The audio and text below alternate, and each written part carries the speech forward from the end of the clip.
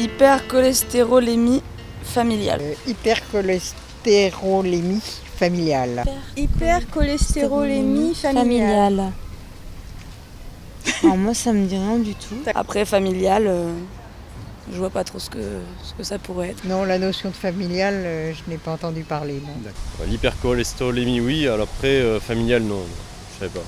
90% des personnes atteintes Ne sont pas diagnostiquées. 90%, bon, je croyais pas. D'accord. Donc on l'est peut-être. Oui, voilà, on l'est peut-être. Hein. Le cholestérol a toujours fait partie de ma vie. J'entends parler du cholestérol depuis que je suis toute petite. Mes 3 enfants n'ont pas eu de problème de santé petits, ils ont grandi normalement. Et ils ont quand même été dépistés vers l'âge de 7-8 ans par un pédiatre qui était interpellé par mon taux de cholestérol. Les enfants ont grandi, ils ont quitté le nid, ils ont pris leur envol. Et Baptiste a commencé de difficiles études de médecine. Autant vous dire que quand on est en médecine, on ne pense pas du tout à sa santé, surtout quand on ne ressent rien et qu'on se sent bien. Il avait commencé un traitement à l'âge de 17 ans, qu'il a arrêté à l'âge de 18 ans quand il a commencé donc, ses études difficiles. Le jour de sa rentrée en 2e année, malheureusement Baptiste a fait un malaise en amphithéâtre et il est mort d'un infarctus du myocarde le soir en rentrant chez lui, massif. Et jamais on pouvait penser qu'on pouvait mourir de cette maladie.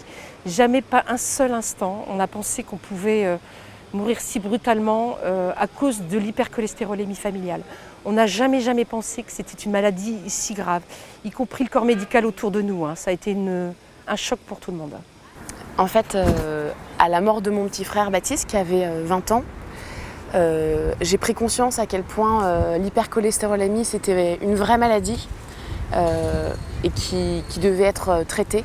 Donc depuis que je suis maman de Marie-Lou, étant donné que l'hypercholestérolémie c'est aussi une maladie héréditaire, je réalise l'importance de la faire dépister dès le plus jeune âge pour qu'elle puisse avoir le meilleur traitement.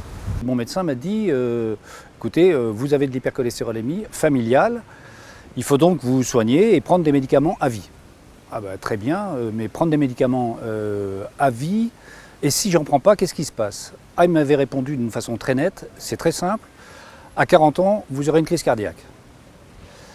La vie se passe et j'arrive à 40 ans, moins 1 mois, et 40 ans, moins 1 mois, effectivement, je fais une crise cardiaque et suivie d'un triple pontage. Donc la leçon à tirer, c'est que lorsqu'on est atteint de cette première maladie génétique qui existe au monde, à ce moment-là, il faut la prendre en main et se soigner absolument régulièrement. J'ai 3 enfants et sur mes 3 enfants, 2 ont du cholestérol héréditaire. Ils ont été dépistés très tard, trop tard, à une vingtaine d'années. Là-dessus, je suis restée très en colère, très nostalgique de ce moment-là, parce que éduquer des enfants, c'est quelque chose d'hyper compliqué. On se pose 10 000 questions et on peut passer à côté de choses totalement essentielles, primordiales. Et de cette colère, le désir est vraiment venu après le décès de Baptiste. Mes enfants avaient le même âge que lui. Et en rencontrant un endocrinologue qui me suivait et me disait qu'une maladie n'est défendue que s'il existe une association de patients. Et à partir de ce moment-là est née l'idée de créer cette association.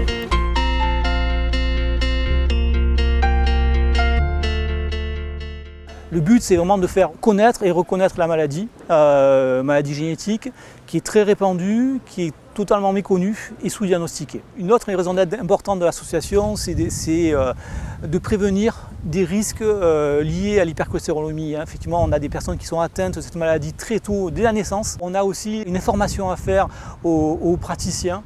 Parce qu'effectivement, on s'aperçoit que beaucoup de praticiens, de médecins libéraux, sont sous-informés par rapport à cette maladie et souvent ont des patients qui sont atteints et ne sont pas traités comme il le faudrait. L'hypercholestérolémie familiale est une des premières maladies génétiques au monde. Elle se soigne bien si elle est dépistée dès le plus jeune âge. Nous avon tous un rôle à jouer. Alerter, informer, c'est déjà sauver des vies. En parler autour de soi, c'est déjà sauver des vies. Pour nos enfants, pour nos petits-enfants, notre descendance. Pour ne plus jamais dire « si j'avais su ».